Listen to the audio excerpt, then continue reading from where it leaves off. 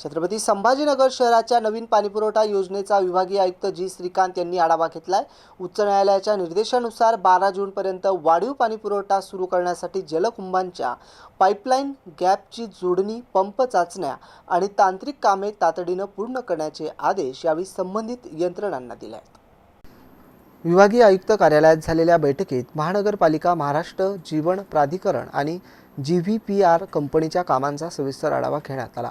शहरातील सर्व जलकुंभांची अपूर्ण कामे पूर्ण करून पाईपलाईन गॅपची जोडणी तातडीने करण्याचे निर्देश विभागीय आयुक्त जी श्रीकांत यांनी दिले। उच्च न्यायालयाने 12 जूनपर्यंत वाढीव पाणीपुरवठा सुरू करण्याचे आदेश दिल्यानंतर प्रशासनाने कामांना वेग दिला आहे। यासाठी अतिरिक्त मनुष्यबळ घेऊन तांत्रिक कामे, पंप चाचण्या आणि जलवाहिन्यांची स्वच्छता वेळेत पूर्ण करण्यावर भर देण्यात आला।